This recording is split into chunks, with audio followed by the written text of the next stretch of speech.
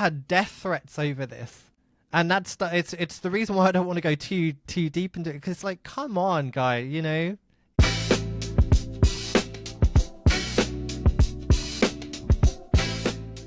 Welcome, everybody.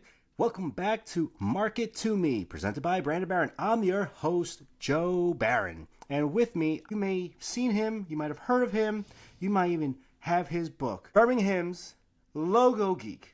Ian Paget, a fantastic designer discussing everything logos, written a book, More Creative Academy, thought leader, love the design community. He started from a simple warehouse role. Then he had a mentor see that he had the potential and thought he could design, and he worked his way, quit his job to work part-time, made the full leap to work full-time as a logo designer so he could spend more time with his family, with his daughter specifically. And I think you'll get a lot of knowledge because of all the information he's provided throughout the years with his guests, the Logo Geek podcast. Let's give a warm welcome to the Logo Geek himself. Ian, how you doing? I'm great. Joe, thank you so much for inviting me on this. I'm looking forward to this conversation, and I appreciate that intro. I'm sure there was a couple of things that you commented in there that people might not have known about. I like to try to give a good intro to everybody. You're on here, you're going to share some knowledge, and I think they really need to know how awesome you are. Thanks, Joe.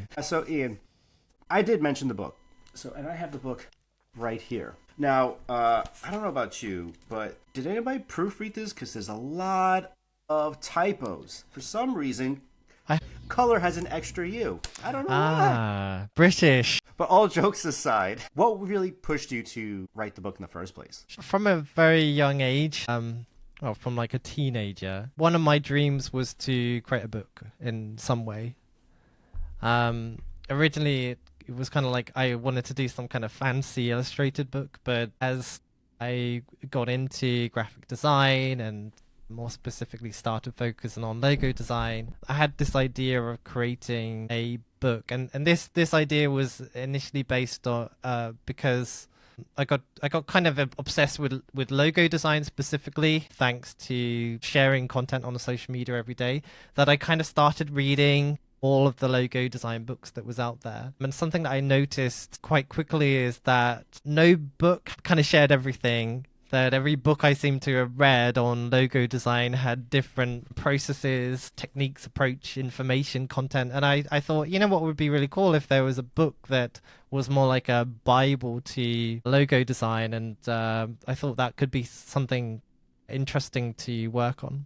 So, you know, kind of sow the seeds quite early on. But it was when I eventually started working for myself more seriously. So if you can imagine, when with Logo Geek started as a side project, it was just something that I did on the side of my work for fun. But everything grew, and I got to the point where I handed in my notice at my job, and I started working part-time. And it was around this sort of time where I started to think about things that I felt I need to establish a reputation. And I'd always had this idea of doing this book, and I thought, you know, now I'm, you know, moving towards working full-time for myself, I need to do this, and I need to take it seriously. So initially I did kind of start writing the book as blogs, because I naively thought, you know, what I think I can do is create a series of blogs and then kind of stitch them together. But the reality of that is you have to be writing every day if you want to write a book. If you can imagine like a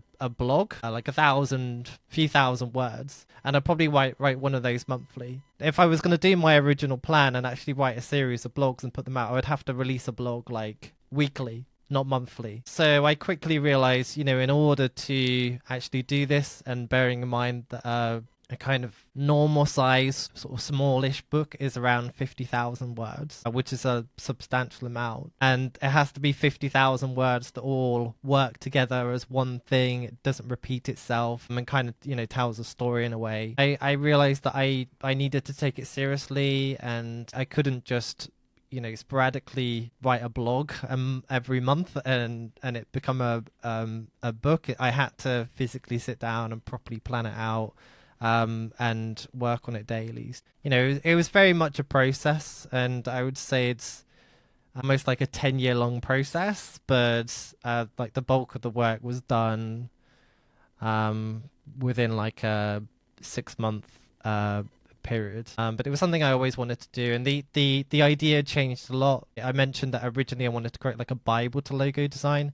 I realized actually this shouldn't exist because there is no single process, and I've learned that through doing a podcast. You kind of have to build your own process and approach to logo design, and that's the reason why when you read different books there's different advice, just because people have different ways of working. So with the book that I created, rather than trying to create a Bible, I ended up just doing something that was very transparent and honest, and based on what I did. And at the point of actually seriously writing it, I had about 10 years experience building Logo Geek, and I thought I should tell this story from my personal experience, share what worked for me, how my process has changed, and rather than doing something focused specifically on logo design, which has been done thousands of times, well, not thousands but hundreds of times, I thought I'd create something that hasn't been done before, and that's somebody that started doing design as almost like a hobby and then turning that into a full-time living, and sharing honestly and transparent as I possibly can of how I achieved the goal of making a living from logo design, and hopefully someone can take it and become inspired by it. It's intentionally not a how-to book because I don't think it makes sense to be sharing like almost step by step how to do this, because what I did might not necessarily work for everybody. But there's certain things I did do that I think that you can be inspired by and think, okay, what can I do in my personal circumstances to do something similar? And I genuinely believe that anyone can do it if you're prepared to put in the time and energy. So hopefully that answers your question. I do love that you're so transparent in this. You give your story a bit. You clarify how long you worked for while you did a job, and then you did this. Even you worked on. You mentioned your process, which I like. You know, in the sense that you reveal that Monday, Tuesday you work on a logo, Wednesday it's all admin stuff, and then Thursday, Friday you work on another client, just to kind of keep yourself from crashing, being too overwhelmed. Which, by the way, what happens when you're just in the zone for one client, you're not quite finished, and then Wednesday comes? Do you work on it, or you continue working on that on Thursday, or you stick to the routine? Okay. You have a strict regimen. My circumstances has changed slightly since I wrote that book. So in terms of how I work is different. Now I'm in the position where I'm a single parent to a daughter who I have custody of 50-50. My life has kind of needed to adjust around that. So I basically have certain days where I need to drop my daughter off in the morning, come back, and then work, and then I need to then go and pick her up around 3 p.m. So certain days where I have very limited hours, and then certain days where I have longer times. So the idea of sort of having set days for set things, I don't do that anymore. I kind of would you say you have more just time get block? things done as they need to get done. So what I like to do is I have a list of things I need to do. Literally a piece of paper with a list of things I need to do. I like this idea of prioritizing things. So there are going to be certain things that has to be done today. There's going to be certain things that will bring in money. I like to prioritize the things that are going to bring in the money. That's why I always do those first. I do those first. So if there's like an invoice that needs sending out, or clients wants to go ahead, my priority number one is getting that out and getting the money in, you know? Because at the end of the day, when you're self-employed, it's all about making money at the end of the day. So that's priority number one, is usually the things that will bring in the money. And then other priorities are things that just have to be done on that day. So I've got my list, and then I just take literally a highlighter, and I highlight 2-3 things on my list that has to be done today. I do those things, and then after that I can do whatever I feel like doing. So that could be more work, or it could be other stuff. Like whatever I want to do around the house, I'm free to, watch a film, free to read a book or whatever. As long as I get the things done that I need to get done, I can do that. And that's pretty much how I manage things. I really work around the time with my daughter. I don't work when she's here unless I have to. I generally can't work when she's here because she will start climbing on me. It's just a case of, I've got a list of stuff, I have to get it done, and I just work through it in priority order. And I like to get the small things done in the morning. So small, easy things done, I get done first.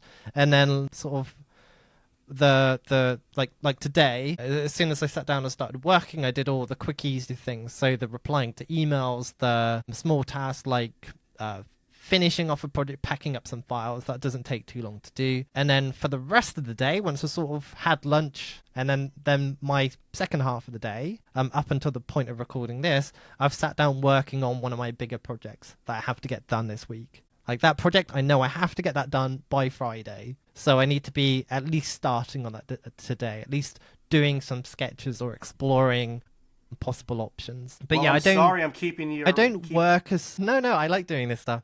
So I don't work as strict as I used to, and I think it's kind of because I've settled into working for myself. Kind of adjusted really. Like I just don't, I'm not as stressed as I used to be. I don't work as hard as I used to when I was fully employed. It feels like what I'm doing is much more of a lifestyle job in a way. I am very lucky that I am in the position where I can take my daughter to school, where I can or wrap up for the day and go and collect her and be, at the front of the queue to collect her from school. Like that sort of stuff right now in this chapter of my life is the priority. Well, before my daughter was born, I was kind of always chasing more bigger opportunities, chasing, the next dream job or whatever, chasing writing a book and doing that. And now it's just I focus on, making enough money, and once I've done that, then I'll do what I feel like doing, and, just having more of a balance between work and life. Well, historically, I've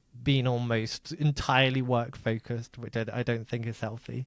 I find it's very important to have that perfect work-life balance. It's important to have, having the to-do list is always fantastic. The problem with me is I'll mark them even if I know the priorities.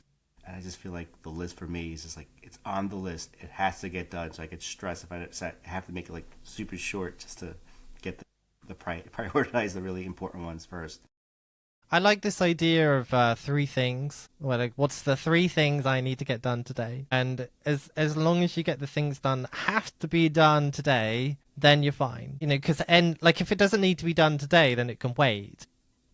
Absolutely, yeah. So that means that you could start on those other projects today, or you could start doing something that will benefit your business. You could start, recording a podcast, or reading a book, or doing a course, or creating some kind of product for yourself, or doing something that's relaxing, or go outside and do something, or whatever. You are free to do whatever you really want to. It's so easy to kind of work forever and constantly chase things. Something that I found is that the more successful you get, the more work there is, and that kind of means that as you get more success, you just get busier and busier and busier, and it's like, why are you doing this? What's the ultimate goal?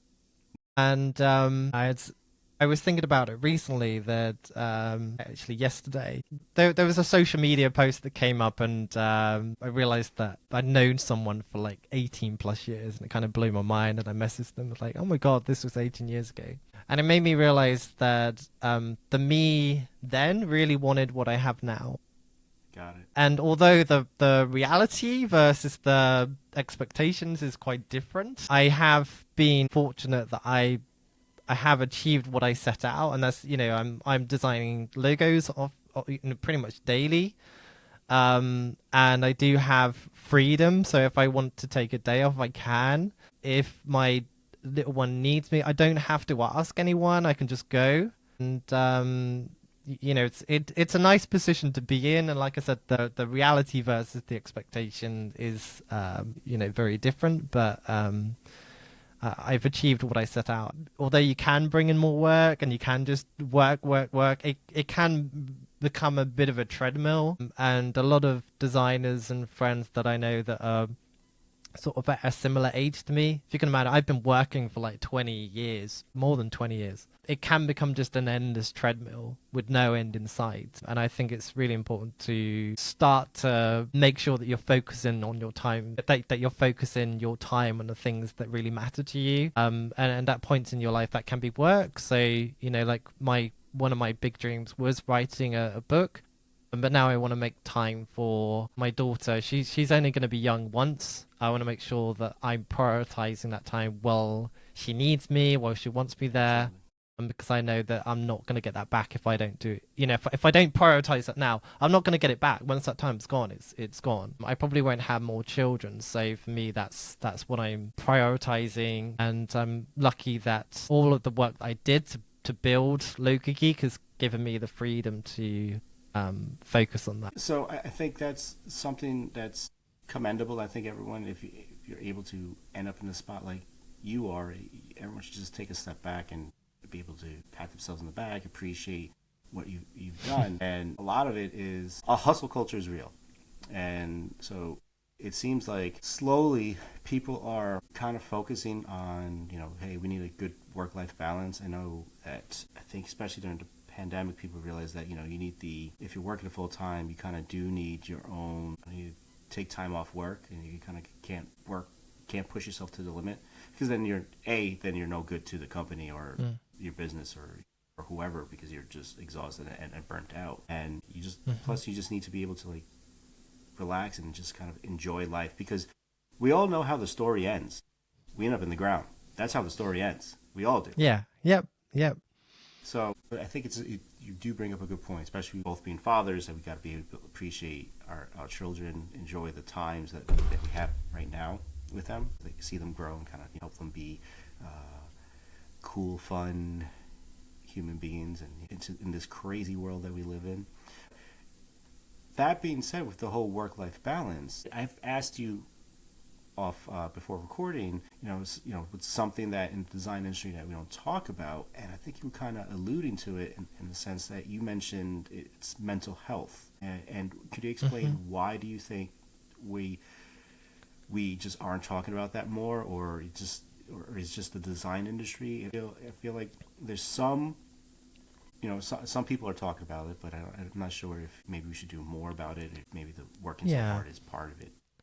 I think there's an element of taboo. I think this taboo, culturally is lifting anyway. But I think people are uncomfortable to say that they have something wrong with them mentally, especially when you're trying to put on this front that you are going to be able to do the best work and that you're accepting, thousands of pounds for a design project. You want to give off this impression that you're trustworthy and credible and going to be able to do the best possible job. But also I think people are potentially concerned that, people might perceive them in a different way if they think that there's something mentally wrong with them. Now, I know that this is changing a lot. So I've used therapy quite a lot, usually during times when just things are difficult. But I also think it's the best thing I've ever done. I can talk about numerous times that I've, sort of needed therapy. So, for example, I used to struggle with social anxiety. I still do a little bit, but I've worked a lot through it so that I can do things like this now on video and feel quite comfortable. In fact, I don't even think about feeling anxious. But yeah, early when I was younger,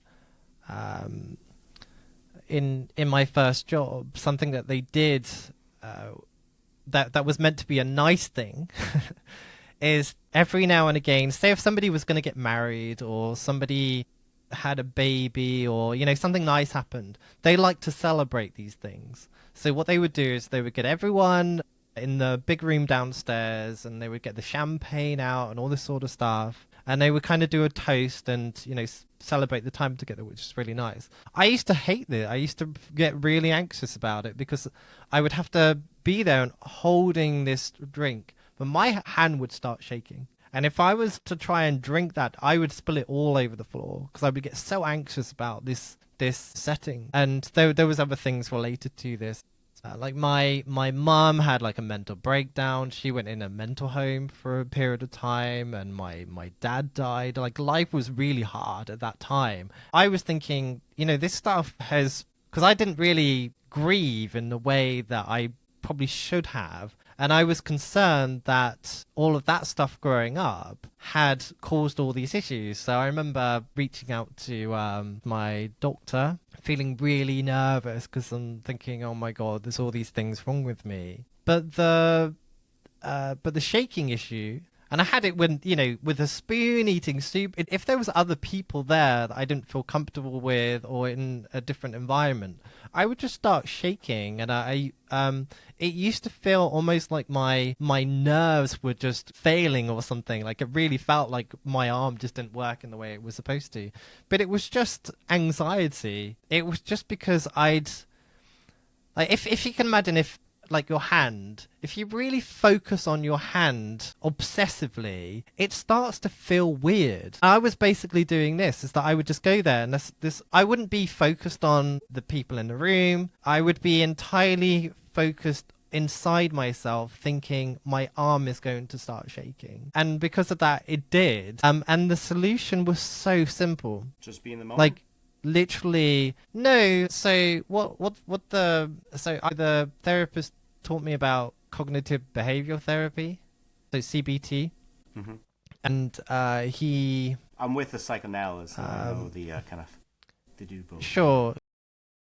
The solution that he suggested for this shaking issue was pay attention to something in the room. So for example, if you are sat opposite someone, focus on their necklace, focusing on other things around me. So almost grounding myself and not focusing on my arm. And that solved it. Not 100%, but I remember noticing a big difference. And then gradually over time, once I started to get used to that, I stopped thinking in the way that I did. And that improved that. But yeah, that was something I sorted. I've had things related to my daughter. Me and my daughter's mum needed to go through family court, and that was horrific. Like really, really horrific. It cost me like tens of thousands of pounds in legal fees. That would literally make me feel sick. I would shake when I got an email. Like some of those invoices from the solicitor, like, oh my God. I remember one of them was like £7,000. Like, oh my God, what has he done? And then you see the breakdown. It's like, you only needed that. You get that much. But, that period of time, that really, I really struggled with that. So, because I'm self-aware, and because I've seen,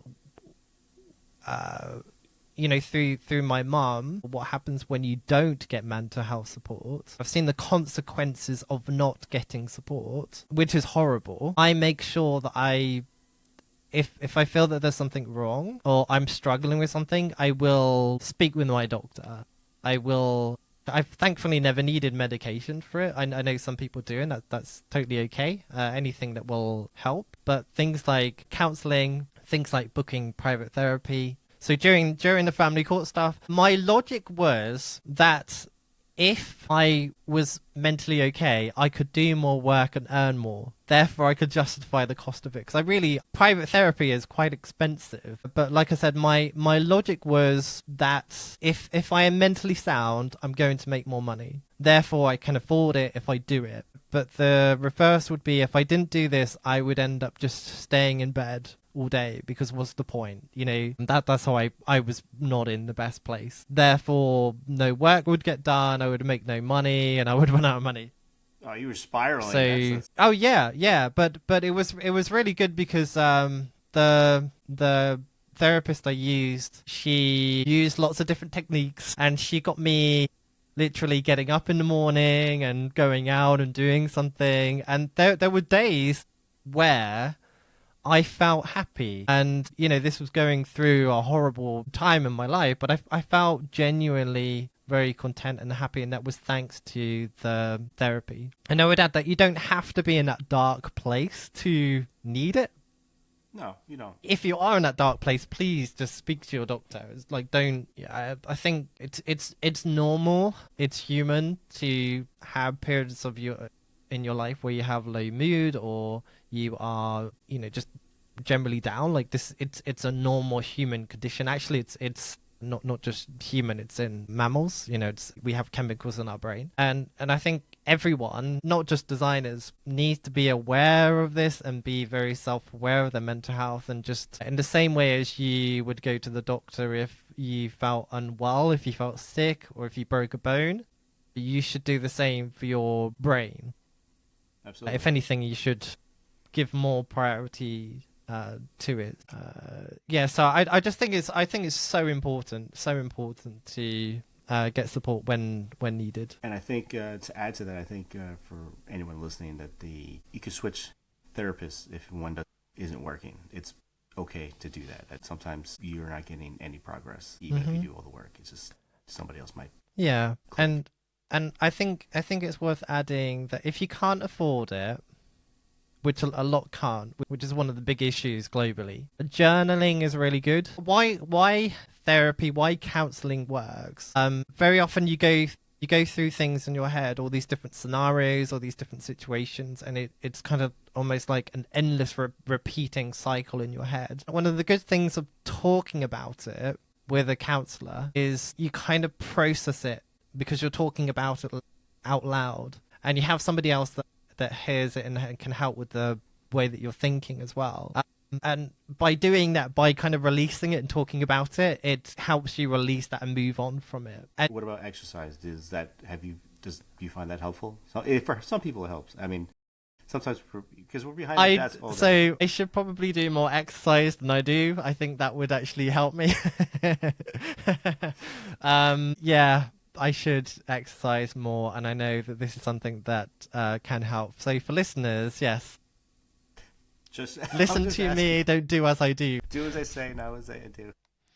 Well, I mean, joking aside, so I do because I have my daughter, I am forced to walk to the school and back and run around outside and do active things. I am fairly active in that sense, but I don't go to the gym, and maybe I should. I was just curious. I mean, yeah, that and journaling. Journaling's is really helpful. Journaling and talking to a friend. Yeah.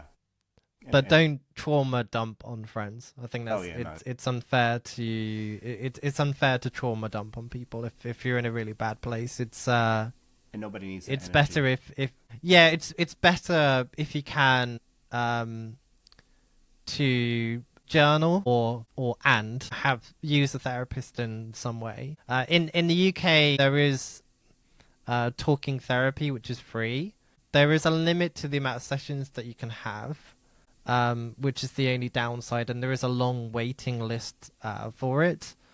Private, and this isn't a sponsor, but BetterHelp is really good, slightly more affordable. And how that works is you speak to a therapist a set day and time in the week, and it's quite a short session. It's only about 45 minutes long, so like the first session doesn't feel long enough. But once you start using them more actively and you combine that with the journaling, I find it to be really good to sort of spend time journaling, and then at the end of the week have somebody that can process it and talk through it with you.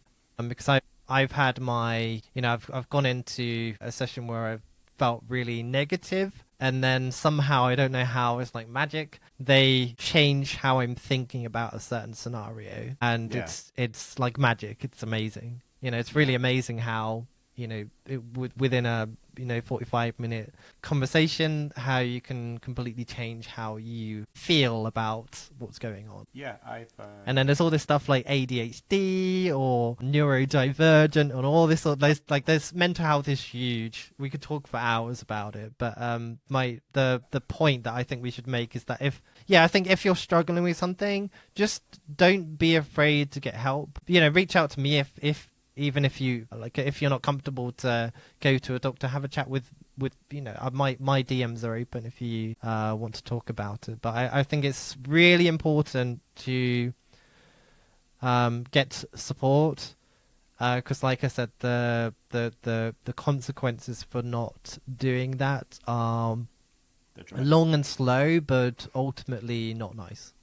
Yeah, no, I had a So client don't. who's Yeah. a psychologist, and she's also working on helping women in empowerment. So it's like a little bit of a, it's kind of a good cause that people just trying to help out, and just they're not judging. They're just trying to help out. Yeah. They can't Yeah. say anything, but it's I just think it's interesting to hear them becoming, talk. more. Sorry to interrupt. I think it's becoming more widely accepted to get support. I'm noticing that more and more people my age are kind of being diagnosed with things that they should have done as a child. So it's making them figure out who they are and why they do certain things the way that they. There's more and more things like men's mental health. Generally, men are taught to, chin up. You're the one that's supposed to be responsible for everything.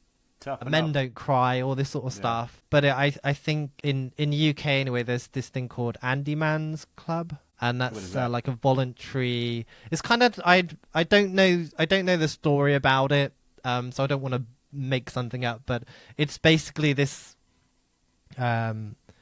I think somebody committed suicide, and one of their friends started this group, and these groups are popping up all around the UK now. And it's basically a group of men. It's for men. So men all come together, kind of sit in a circle. They got a football, and they throw it around, take it in turns to talk, basically, and they just talk to the group. And there's no judgment. People are open to share what they want, and that's the idea. It's just a support group for men. I haven't been to one of those, but I did notice actually there's one in my local area, so I might attend, even if it's just a sort of volunteer or something. But things like this are cropping up more and more, and I think the sort of taboo around mental health disorders is slowly going, and it's becoming more acceptable to be mentally unwell. It was heavy stuff, important stuff. I think Yeah, everyone needs to know. it's very important. Like seriously, if you're not feeling okay, just please reach out to me. One thing that I learned about myself by speaking to a therapist is that I would make a good therapist. There you go. That's fantastic. Ian's getting his degree in psychology on the side, his next side hustle. Well, if you mentioned anxiety, I'm just curious. How does that, being that you're working solo, working for yourself, you're self-employed, how is the anxiety level when dealing with a new client? Because wouldn't you be like super anxious, or or is it 3 years through therapy that now you're like, I could sell water to a well if I need to. It's no problem. Or do you still feel? There's always the anxiety of like whether you're gonna get the job or not, but it's also more. Yeah, it's an interesting question actually. So, I remember when I used to work full time, my boss actually saying that I'm very confident with my work, but I lack self-confidence. And I found it really interesting that she said that, because there's truth to it. Like when I do work and I know it's good, I know it's good. Like I have confidence in it. Like if I've got a seed of doubt that it's not, which is quite often to be fair, then it's different. But I think there's a big difference between feeling anxious and confidence. I know things that I struggled with in my full-time job was telephone calls. I really struggled with that. It's like a similar thing to doing a presentation to a group of people, just picking up the phone and being like put it's on the the same spot thing. that you need to speak. Oh my god, that used to make me feel sick. Even when calling family, like if I needed to call my mom, I used to get all worked up and had to work. Oh, wow. I had to kind of prep myself to feel comfortable to speak on the phone. So Well, that's speaking more on like, the phone. Ian, what did you do? What'd you do? Are you gonna get in trouble with your mom? Seems like. But yeah, just speaking on the phone, I used to get really worked up and feel very uncomfortable doing it. But I think getting around that was using CBT, how those thoughts, behavior, and actions are linked together. And as you do something more and more, you eventually get used to it, essentially. So I think building up Logo Geek as a side venture for a long period of time on the side of a full-time job helped. Now I don't get nervous at all. Like if my phone goes, I just answer it. I don't really think about it too much. It's the same with like hosting a podcast. I would say actually doing my podcast helped a lot with the anxiety and just doing things more and more. I think like buying a house for the first time, you have to speak to so many people that, things like that helped. a lot. But yeah, when I started out, telephone calls, I would get really nervous. When a client wasn't happy, I would get really nervous because like when you work for a company, you can kind of fob that off to someone else. But when you're self-employed, you have to deal with the good and the bad and the ugly. But interestingly now, I think it's because of a series of events, I don't feel anxious at all. I would say where I do feel anxious is, and this is more of a self-confidence thing at times, is doing a presentation and assuming that every client is going to hate everything. That's where I still get anxious, because it's frustrating when you sit down to work on a project for like a week or several days, and then you present it to somebody and they don't like it. And I always have this seed of doubt, like every single time, that the reaction is not going to be positive. But it's rare. It's very rarely that way. It's very, very rarely that way. Like a few days ago, I actually had a project signed off first time, presented it, guy signed it off straight away. No edits at all. Yeah, I don't know if that answers your question. I feel like I'm rambling, but I'm just sharing my immediate thoughts on that. I appreciate the thought, because it's all over the place. There's honesty that you still feel that way, that you still have, I guess you would call it imposter syndrome when presenting. We all feel that, what if they say no, but then it's like, oh, okay, you just need a simple revision. Okay, that's nothing to worry about. And like I mentioned with what my boss said, as a person, and I'm still this way, I generally lack self-confidence. This is something that I need to work on still. But when I am confident in a piece of work, I will stand my ground on it. Okay. Like if I get pushback on something, I will explain exactly why I've done it the way that I have done it.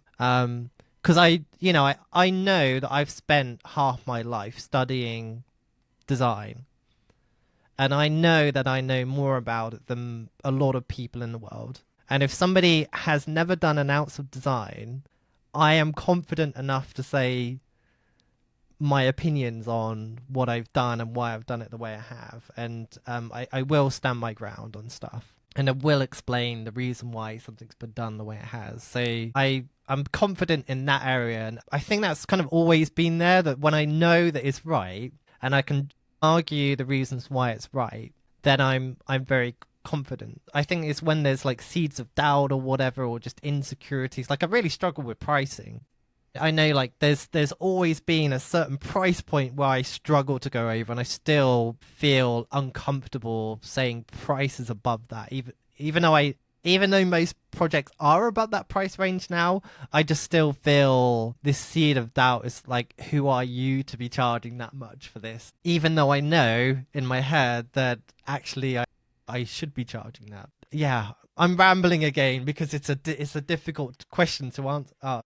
It lets people see the inside of the Logo Geek, and who you are.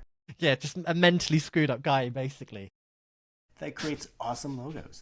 We spoke about a little heavy topic. So let's do a little quick rapid fire reset. I'll ask a couple questions. First thing that comes to mind, just answer it. Serif or sans serif? Sans serif. Do you sketch first or go straight to the computer? Sketch. Everyone should sketch. Morning or night owl? I'm a night owl. I hate waking up in the morning. And you know what's great about being self-employed? I don't have to. Except when you have to take your daughter to school. Yes, which is like a 6:30 a.m. wake up, which sucks. But yeah, my body does not like that. My son's been waking up super early recently. It's exhausting. And then on top of that, he wants to play video games, because I've introduced him to like Nintendo. Right now we're playing Mega Man, and I'm just like, play Mega Man. I love it. I'm just waking up. My daughter's obsessed with Stray on the PlayStation because she loves cats, and I thought, this is a cat game. We found it. We found some videos, and she just got obsessed with sitting and watching it. So I bought it for her, and we play that together often. It's not really a game designed for 6-year-olds, but she loves it. A lot of these games are designed for young kids. They're fun. They are. I think I know this one, but physical book or a digital PDF? Physical all the way. Okay. How can someone read a digital book? It's like, come on, you need the satisfaction of turning the page, feeling the paper. Oh, I've read knowing that you're like halfway through. Oh, it makes you feel good when you're just opening the book. And yeah, I like seeing that I've got halfway through. I like seeing that I've read half a book. It's like, you ever read one Even an article online, like a news article, and you're like, all right, I'm there, and you keep scrolling, like, how much longer is this? I'm like, I want to complete it. Yeah. Let's wrap it up. All right. What's one design word that makes you internally sigh or cringe, or a design phrase, if any? Creative block. Creative block. Interesting. So creative block is usually the point in which you've got stuck. I think with focusing on logo design specifically, I think like something I think about a lot is that most of what I do is awful. Like I can sit down and I can just be coming up with ideas and just working on stuff, and 99% of what I do is just rubbish. But the great thing is with logo design, you just need that one that's great. And this rubbish work, it's all part of the process. And I know there's points in which you will get stuck, but it's usually because like you're tired or you're distracted or like there's all these reasons why. And I don't feel like this concept of feeling creatively blocked. You feel you haven't done enough sketches? There's always more ideas. They just might not be very good ideas. Because if somebody wanted me to do a logo, I can do a logo really quick. I just know it won't be a good logo. But I can do something. And I think rather than thinking, oh, I'm stuck, just keep creating ideas. Like this idea of being physically stuck that you can't think of anything more. It's like, what is that? I don't know if I'm making any sense here. No, I get it. It's kind of like you just kind of have to power through. You didn't. Yeah, you just have to enough. Keep going. Just keep coming up with rubbish ideas and just keep working on those rubbish ideas. And sometimes, there's some projects where it's like, okay, I can't think of anything more, which is what this creative block is. But what of the ideas that I have could I work on? And I know they're not the best ideas. And I still think I can do better. But you know what? Sometimes I sit down and I work on that project and I'm like, that is the best damn logo I've done in ages. And it was, on paper, it was a bad design. It was a bad idea. Because I took the best of what was on the page. And this is something that just wasn't very good. The sheer act of sitting down and working on it and trying to make it work, you're kind of continually problem solving. So I think this idea of feeling creatively blocked just is more a mindset thing, that you feel like you've got blocked, but actually you just need to change your mindset and think, okay, I can't think of any more good ideas. So just keep coming up with bad ideas and work in that way instead. I would imagine part of the mindset change is, hey, there's a deadline. If I don't hit the deadline, I don't get paid. Yes, exactly. Which is usually the scenarios. Because I do this for a living. That's why my book's called Make a Living Designing Logos. I do it for a living. Yeah. I'm not doing it to impress anyone. I'm doing it because I need to make money. I'm doing it so that I can keep a roof over my head and take my daughter out for trips or holidays or whatever. Yeah. That's my ultimate goal. And that's the reason that I've learned from experience that actually choosing the best of the worst and developing it and doing something, putting something together is the best way of working. And very often just doing that and not stressing about coming up with the best idea often results in something very good, which always surprises me. Which is why I'm not the biggest fan of this idea of creative block. I just find it impossible to think that someone who considers themselves a designer, if you can't think of anything, like nothing at all, go outside and look around you. There's things that will, like, you should be able to look at anything and have an idea of something, even if it's a bad idea. Just put it down out your head on paper, which is why I said that like 99% of what I do is just crap, because I'm just looking for that 1%. And that's what that one gold nugget. I just consider it as it's part of the process. Doing rubbish work is all part of the process. There's a trend right now of designers, quote unquote, fixing big brand logos online. Yeah. Do you think the way that it is framed is flawed? It feels like it's just trying to go viral and just kind of almost rage bait by getting people to say, why are you trying to fix something that you don't know the scope, you don't know the guidelines, you're just like creating for fun. Anybody could create just for fun, but it feels like there might be some sort of fixing a logo, and then like a lot of people doing it, no name calling, but we all have seen it from many, many. Yeah, I think it's fair to say Alan Peters is the one that's been doing this primarily, and a lot of people are copying what he's been doing. I'm happy to call out his name because I know Alan does this a lot, and he shared a lot of opinions on this as well. Okay, I've got really mixed opinions because I don't want to add to the negativity. No, I don't. I mean, I don't want to try to create some negativity, but I just. I've got two opinions. I've got two opinions. So there's an element of it where sometimes designers fixing a design highlights how little they know about design. I will point blank say that most of these videos, it's not good for them. You know, if you're gonna take like Nike and fix the Nike logo or redesign the Nike logo, you are probably not going to do a better job. And like I said, a lot of the time, it shows the lack of experience, lack of knowledge, and everything to me as a designer. Mm-hmm. And I think people need to be aware of that. There's also, again, the negative side of it. I personally think it's unfair to fix a logo when you don't know everything that happened behind the scenes. You don't know the communication. You don't know the work that went into that. You know, I think taking like a really old logo that's been around for 20 plus years and kind of doing your own riff on it, fine. But taking something that's just been released by a design agency and fixing it, I think that's a big insult I just think that's unfair on the people that worked on the project. I don't like it. I hate this about the design community, that when a big agency puts out work that you give negative comments or anything like that. It's just so unfair. Like these big agencies, even Pentagram, they see the comments. They literally see the horrible stuff that you were saying about their design.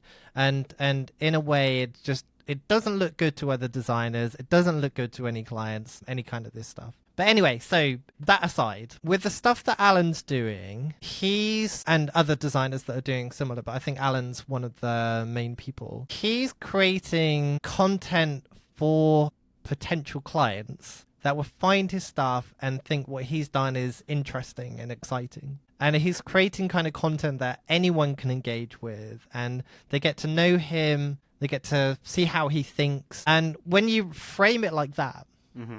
That's like, oh, that's really cool. You know, it's kind of like showing, you know, the non-designers around you. It's like, oh, this is what I would do if I had that project. And I think if you kind of frame it in that way, then it's different. So I kind of think it depends on your target audience, really.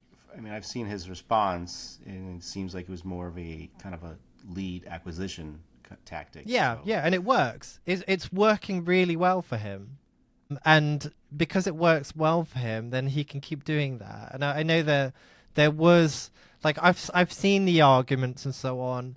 Mm-hmm. Alan had death threats over this, and it's the reason why I don't want to go too deep into it, because like, come on, guy, you know.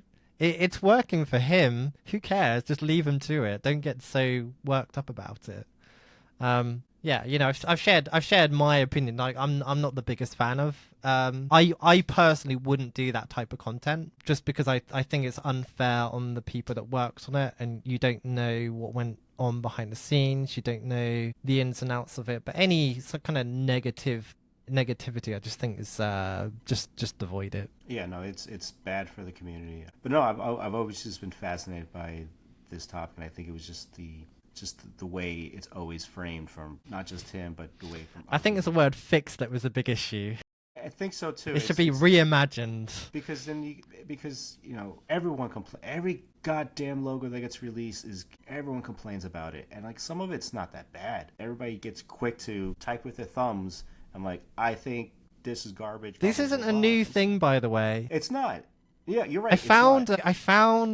I wish I remember what book it was in, but something from the 70s. There was a discussion around this kind of knee-jerk reaction to design, and kind of how I see it. Imagine if in your living room you got your favorite sofa. You've had that sofa for 20 years and you love that sofa. It's your sofa, you're used to it, you're comfortable with it.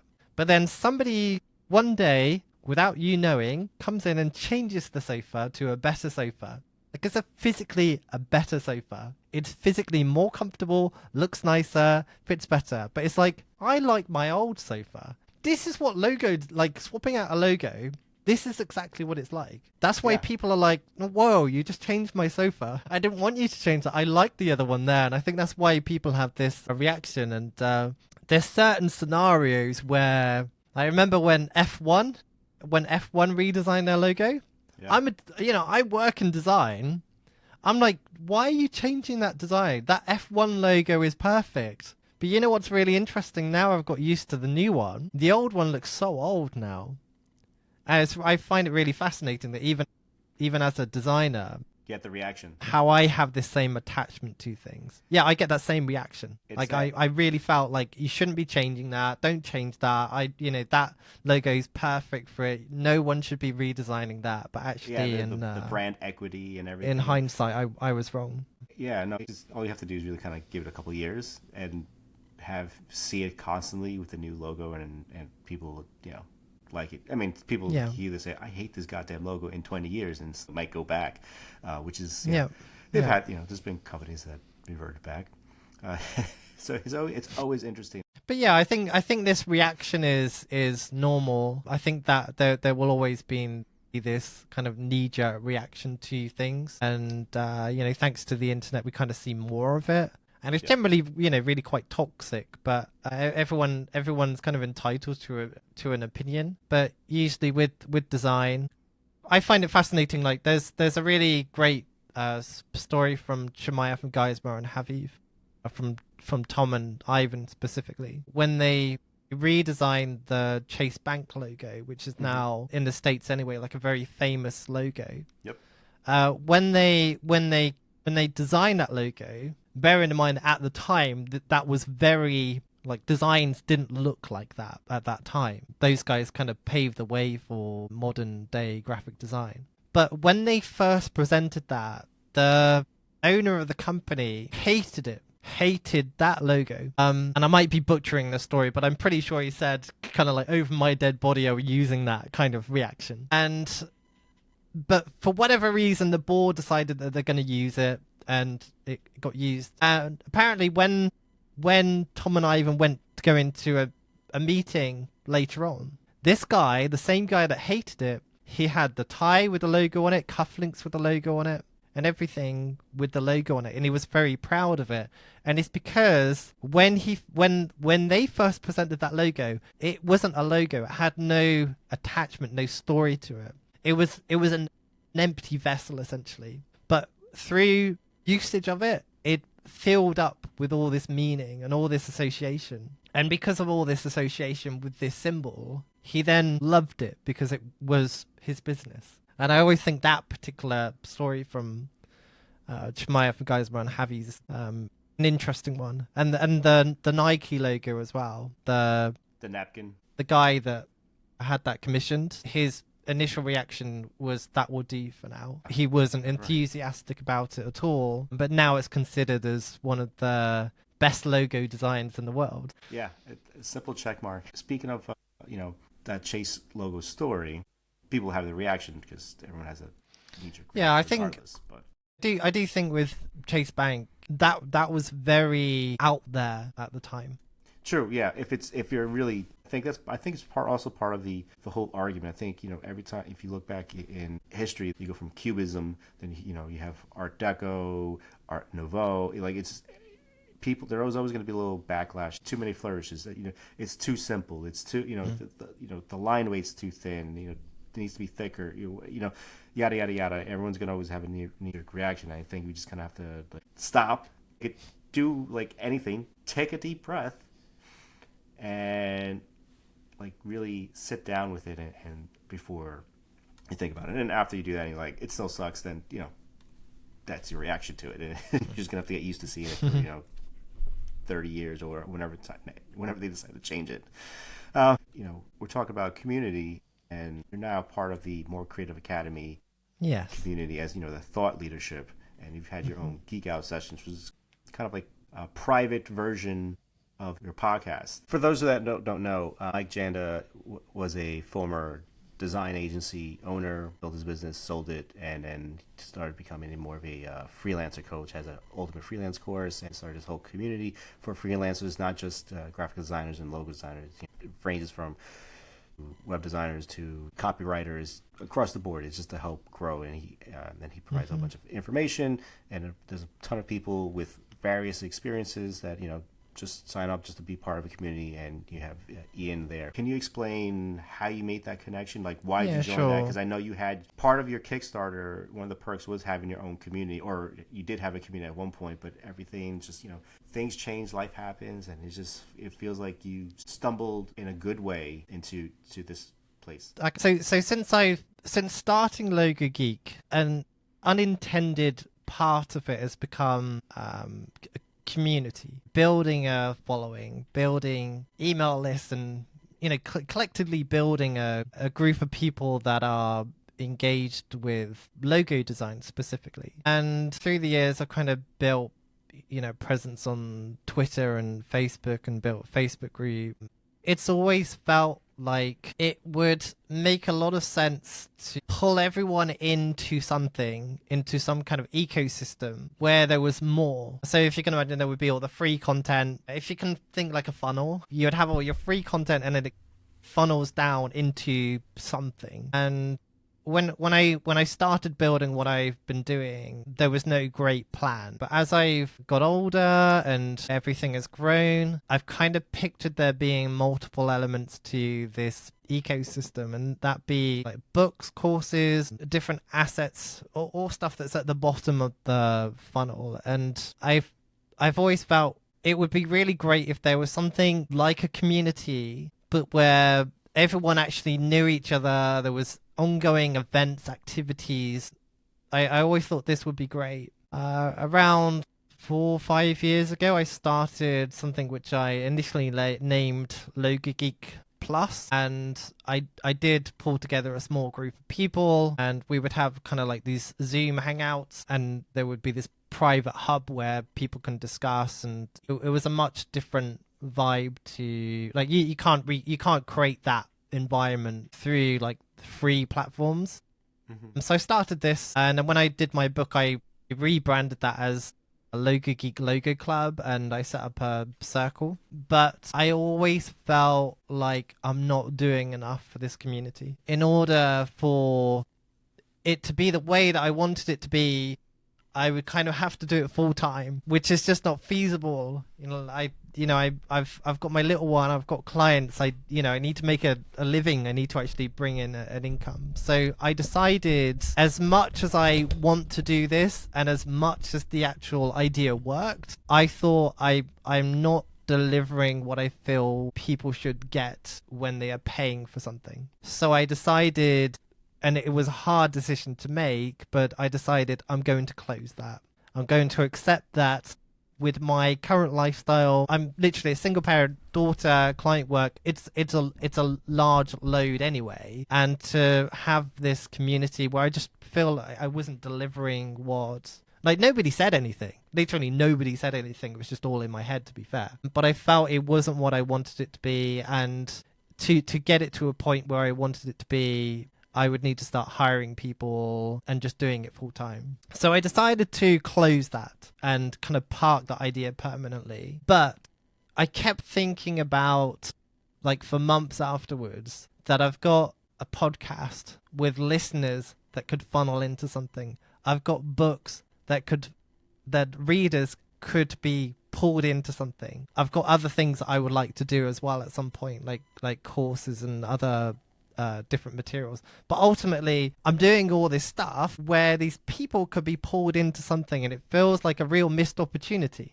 to not do something with that. So what I started to think of was, what if I was to work with somebody else who has similar goals of building a really great community? Something that's got like events, great group of people, has like coaching, hangouts, training courses, all this sort of stuff. So I started sort of weighing up my options of who this could be. And quite a few of the people on the list, I'm like, I'm not really sure about doing it with them, and I had my doubts about a lot of people, but it was not long before kind of more Palooza. I was thinking Mike Jandal would be a really cool person to do this with. He's got more Creative Academy, makes kind of fits with what I'm doing. It's got the same goals, but Mike's established. Mike's got the time to put into the community. He's got the time, resources, training materials, experience. He has a Bree who helps with him. He's got the ecosystem that I eventually wanted to work towards. What if I pitched the idea to Mike that Logo Geek is kind of part of this? And so I just, kind of on an impulse, really, I just wrote an email up, sent it over to Mike. He loved the idea, really loved the idea. Mike's been amazing. And we did the Palooza event, and then we had calls following up, and it's just naturally become kind of more than what I originally expected. What I've committed to initially, and this will grow with time. I do a monthly Geek Out session as part of that.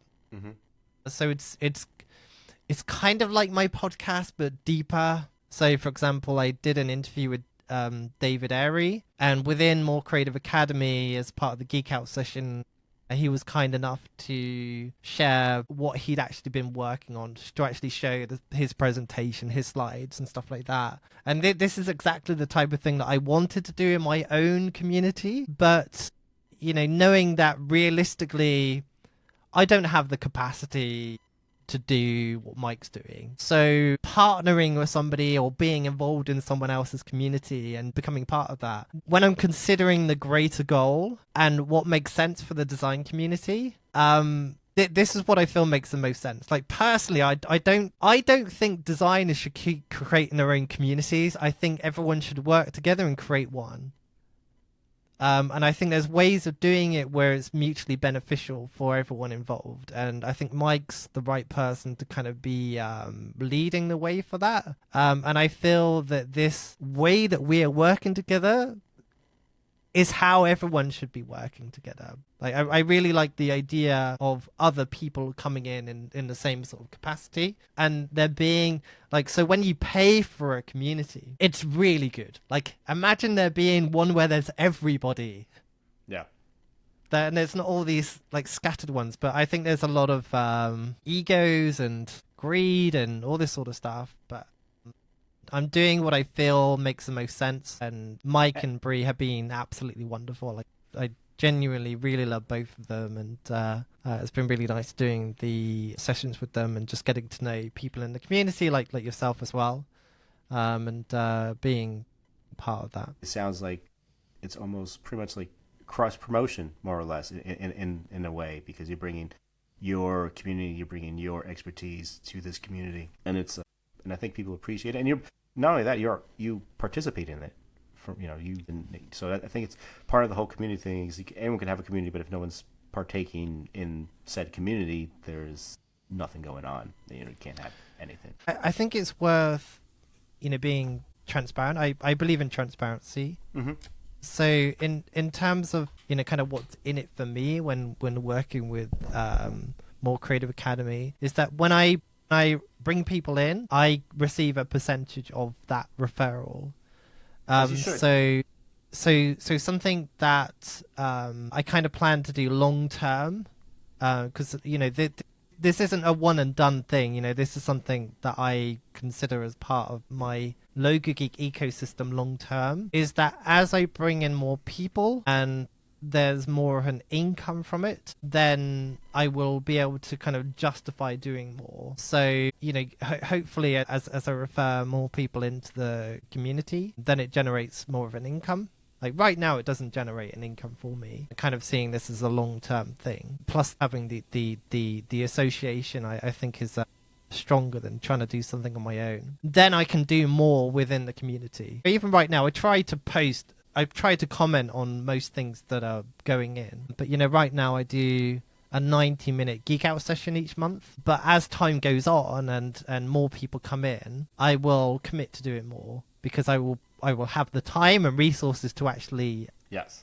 achieve that. That makes sense. Yeah, no, you should get paid for it. Seems it's kind of a, and again, it's a kind of a sales tactic. It's another extra. Now it makes sense why I always hear the ads for More Creator Academy on the podcast. Yes. Exactly. So like when I started my podcast, I did it kind of as a hobby to help. Well, actually, it was partly to help with my social anxiety, which we've also discussed on this. But I did have like sponsors and so on throughout it. But long term, it makes more sense that my podcast, if I'm treating this as a business and not just as a hobby, then everything I do from my podcast, which is free, should be a lead gen to bring people into More Creative Academy. Absolutely. Or to buy a book or buy a course or something like that. So, it's creating free value, but actually at the end of the day, it is an ad. And I think I'm just trying to be more strategic with how I'm spending my time now.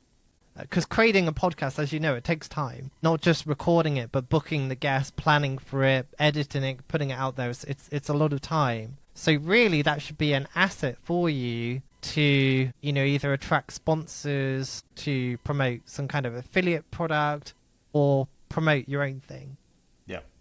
And that's what I'm trying to do with it. So my podcast, I'm not going to have a sponsor ongoing. I'm just going to promote More Creative Academy or like any book or any course I do. As time goes on, it will be worth it. But right now, it's a lot of work up front. But I hope as I bring people into the community, it will pay off. Yeah, it will pay off for. I mean, that's not why I'm doing it. No, of course. I'm not doing it for the money. I think I want to be really clear with that. That's not why I'm doing it. But by it generating an income, I can justify dedicating more time to it than I already am. There's nothing wrong with a byproduct. You do something and you get a little kickback. It's fine. But I think a lot of people do these things because they see the money signs. And they think, oh yeah, I bring in, all these people to a community, they pay this amount of money, you can make all this money from it. And I think that there are a lot of people who do it for that reason. But for me, building a community to provide value, genuine support has always been the goal.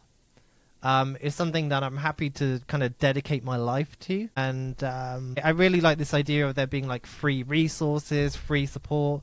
But then if people want more value, they can gain access to that. And what better way than having this hub where there's me, there's Mike Jander, there's Bree, great community, and already there's just endless resources in there. Like there's always stuff going on, always a coaching session, always some discussion around something. It's a really great community to be part of. I'm going to wrap up with one more thing on your book, and it's the fact that you did it through Kickstarter, and then eventually you switched on to Amazon's Kindle Direct Publishing. Do you feel that you should have maybe done it earlier, or is there drawbacks? I mean, I know we touched on it years ago, but it just feels like... Yeah, so I can share my logic. So I wanted to self-publish, and I was aware of Kindle Direct Publishing and Ingram Spark and other platforms. And I thought, I would go that route. But something that I noticed when getting samples is that the quality is a bit... I mean, it's all right. But there's certain things that I just wanted to do a little bit differently. So I started to think about this, and interestingly, on my podcast, I did an episode. I can't remember the guy's name, but I did it on these pack of cards that help you pick color. And he launched that through Kickstarter, and that kind of sowed the seeds for this. But I just decided one day, it was literally kind of quite impulsive, to be honest. I sat down one evening, I kind of did the maths. It's like, okay, how much money do I need to make to get this nicely printed? Okay.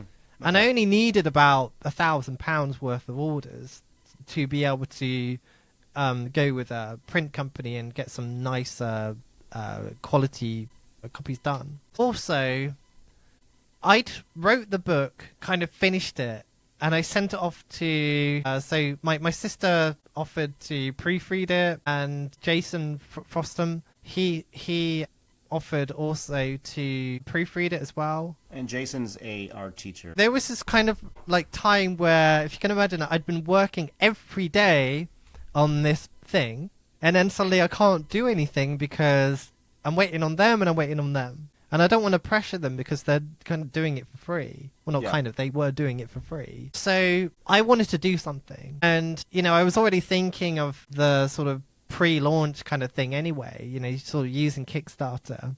But if I was to do a Kickstarter campaign, I could carry on working, start promoting it, start talking about it, start having these discussions. And there wouldn't be any expectation, any rush to release the book. Like, it could take me another year if needed. So it seemed like a no-brainer, really, because I had the time. I was itching to do more. And I had some printed samples that I could show. So I decided to kind of do a Kickstarter launch. This was 2 years ago, but that's one of the best things I've ever done in my life. That was so exciting doing that. Interesting. The sort of lead up to it, the build up to it. It pushed me to do things that I probably wouldn't have done if I just launched it on my own. Okay. Because there was this kind of time pressure, I could go up to people and say, you know, I've got this coming out, we've got 30 days left, I'm trying to raise this much money to get a batch date printed. So I could reach out to all these people and just ask for support, you know. So I could reach out to say, like, you know, James Martin, who has a really, I mean, I know James well anyway, but able to reach out and just say, you know, I'm bringing out this book. Is there anything that you can do to help me kind of push this? But I could do that at the start of the campaign and the end. Yeah. Well, if I was doing it on my own, I would probably have just done the first one. So it kind of, you know, pushed me to think of it in a slightly different way. It pushed me to keep talking about it on a daily basis, which I hate doing. I hate being kind of salesy and pushing a product all the time. But it worked out really well, and it sold way more than I thought it would. Because if you can imagine a really successful self-published book, like a very successful self-published book is around 200 copies. I've sold a lot more than that.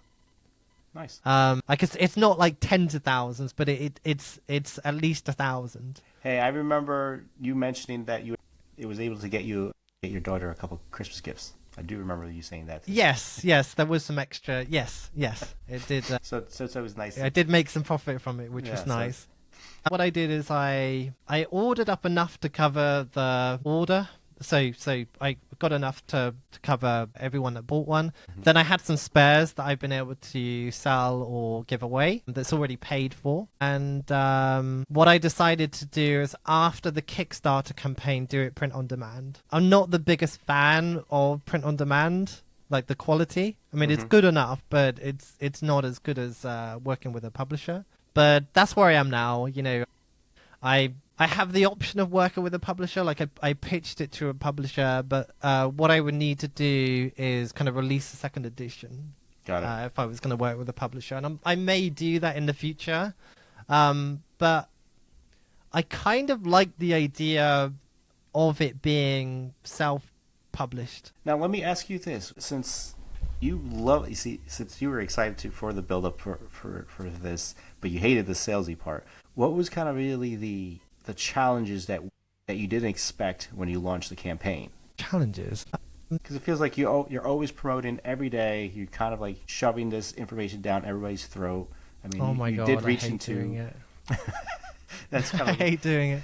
Well, it's more that, again, so I did a podcast with a guy that did a Kickstarter campaign, and I read articles about this, and people say that you should put just as much time into the promotion as you did the product, and that kind of stuck with me. So I made sure that during the campaign, I think I might have done it 2 months, like it was a really long period of time, felt like forever. But I made sure that I had as many interviews booked in as I could. I made sure that I would share things, post things. I tried to come up with things that was a little bit different. Tried to come up with like stretch goals and just extra things that were just, you know, so it wasn't like buy my book every day. It was, you know, just something related to it, but a little bit different. And I did that every day. I felt quite uncomfortable. I had a couple of people say, Ian, we know that you've got a book coming out, But I kept doing that, and I think if I didn't do the Kickstarter campaign and kind of have this goal in mind and have this 60-day period of promoting it, if I hadn't done that, I don't think I wouldn't done as much advertising. Got it. Because I wrote the book because I wanted to, not because I wanted to sell loads of copies. Got it. So, like, just the simple act of writing the book, finishing it, and having it on my shelf is kind of like scratching that itch, if that makes sense. Yeah, like, no, I've done it. Like, that's enough. And selling loads is, obviously, it's nice that people are reading it, but I don't really care too much about that. But yeah, it's just uncomfortable doing it. What would be your advice to other people who or for yourself, if you next time you do it again? What would you do differently? So surprise number one is the delivery costs are included in the donation. So, when you think that you got £10,000, yeah, half of that money is using on shipping. So that's something to bear in mind. I was a little bit lazy with the shipping charge. I kind of had a charge for the UK and a charge for the rest of the world. Okay. So there were some people that backed where the shipping cost more than the entire amount of money that they gave. Okay. So I did get stung a little bit on the shipping costs. Oh my god, one of them was like £35 or like $40 or something just to get there, and that wasn't even guaranteed or anything. That was just like, oh, such a pain. But yeah, I think so. That's advice number one, is make sure that you work out your shipping costs properly, and don't be lazy with that like I was, and make sure that you work it out for every country globally. But I think probably the biggest surprise is how much people were prepared to support it with larger sums of money. So with Kickstarter, for anyone that's not used it, you can launch a product, but you can give different types of products. So if you donate $5, you can get like a PDF. If you donate 20, you can get one copy. If you donate 40, you get 2 copies or whatever. And I thought nobody would buy it, but I added like a £250 option, which was basically get a mention in the book. So you get a copy of the book signed, and you get a physical mention in the book. And one of the first copies that sold was one of those. And I'm like, bearing in mind that my goal was £1,000, literally within like 12 hours, I'd reached the goal. So my goal was way too small. I should have put it to maybe £10,000 and went higher. Mm-hmm. And then I think that would have, I think I would have reached that because people would have wanted to see it go over that goal. So I kind of lost all the momentum at the beginning because I'd already hit the goal, and any extra I had to do, I added stretch goals to add these extra things to it. So my advice to myself would be to add an even higher option, to add like £1,000 option, because I think there would have been a couple of people that I would have been happy to have paid for that. I think another thing that I was surprised about is I think there was like £100 option where you get the book, like a signed copy of the book, but then you also get like a hour call with me. And I'm like thinking, if somebody emailed me and just asked me, can we hang out for, like we are now? Yeah. I would probably just do it without really thinking about any money side. If somebody wants some advice, I'm generally happy just to answer those questions, but I kind of blow my mind that people are happy to pay extra to have that as well. So that really surprised me. So yeah, advice to my younger self is make sure that I'm charging high enough for the actual shipping costs. Make sure that I'm adding some higher tiers. And what was the third thing I said? Oh, and just aiming higher. I think I could have made a lot more money from it. Or at least, set my target higher than I did. I think I dream bigger, think bigger. Yeah, I need to dream bigger. Because, like I said, literally hit the target within 12 hours. Which is and then I had an extra 60 days to. I added stretch goals. Oh yes. Which I found out about. So like, if I hit this amount, everyone gets a pen. Yeah. If I hit this amount, everyone gets a badge. And it kind of worked out because the more that was coming in, the more that was coming in, then I could justify spending a little bit of money ordering those bits and pieces up.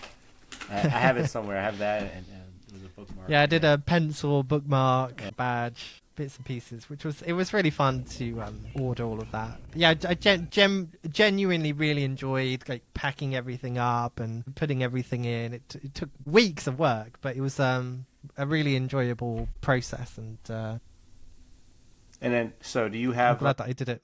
another book coming up? What do you So I have. ideas? I have ideas. After I finished that book, I felt pretty burnt out from writing. It's pretty exhausting. I have done some small bits and pieces, but they're not design related. So I have kind of scratched the itch of writing a little bit more. But I have ideas, but nothing's kind of. I'm not like sitting down daily writing. It's just the ideas are there, the itch is there to start writing something, and I don't think I should share any of the ideas just in case people start asking for it. But yes, I've got You have things.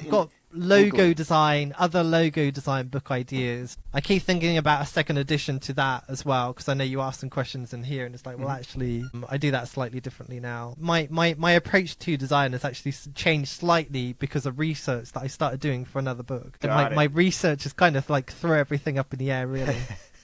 I can actually, I'll share that with you. Sure. I'll share that with you. So I started writing a book about the one logo, like presenting one logo, because when I started my logo design business, I kind of worked in a very similar way to what I did with the company that I used to work at, which was basically presenting three options.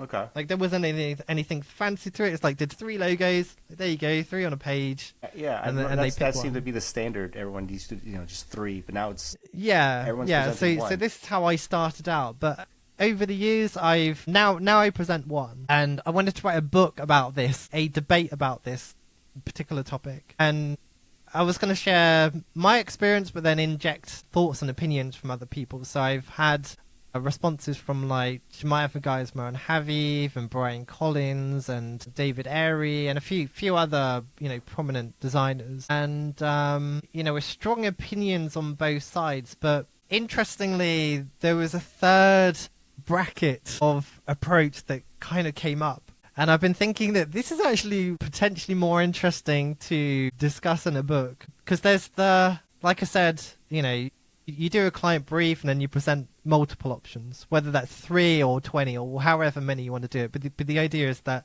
there is the present loads or present one. Yeah.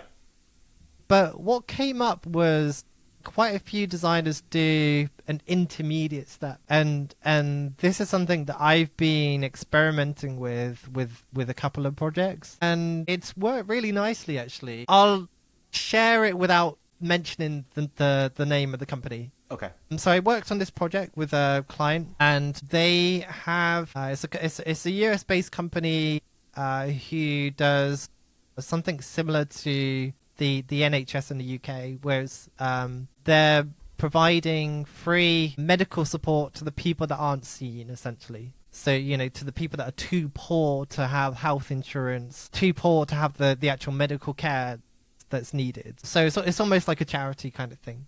Okay. Within the data that I collected from the client, there was a sentence that was said where I felt like this is what they should focus on, and it was, we see you. So as an intermediate step, so my older process would have been to prepare a brief, do the work, and then present what I feel is the solution. Yes. And just so that you're aware, I don't just present a logo, I present a journey. So I show my thought process and how I built up to this idea. But if I was to focus on this particular direction and they just didn't like the direction, which has been the flaw with the one logo approach. Yeah, that scares me every time. Yes, yeah. So 9 out of 10 times it's worked. But there was one scenario where with a client, I had this idea. It was for like a rugby tour company. And so I had this great idea of doing this rugby ball with the plane flying across, and the plane was like the stitching going through the middle. And I thought, oh, this is like the best damn idea ever. But what I didn't know was that was an American football, not a rugby ball. Ooh. And I didn't know this difference between it. So I did all this work, spent all this time nailing the idea. I thought this is a perfect idea, presented it, and then it turned out this actual physical idea is just wrong, which is a flaw with this approach. So this idea of adding this intermediate step, so with the scenario of this healthcare company, I pitched the idea as an intermediate step of "We see you," and I just shared this "We see you" tagline and started to show the type of thing that I'm thinking. So I shared some like early sketches just to run the idea by him.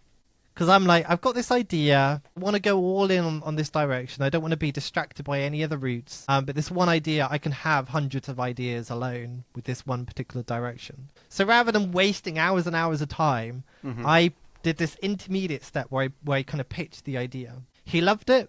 And then I went ahead, and that meant I could focus exclusively on designing like I-type logos. And that worked really, really well. So on quite a lot of projects, I do this intermediate step now. And that has come from research that I did for this book. And this intermediate step looks different for everyone.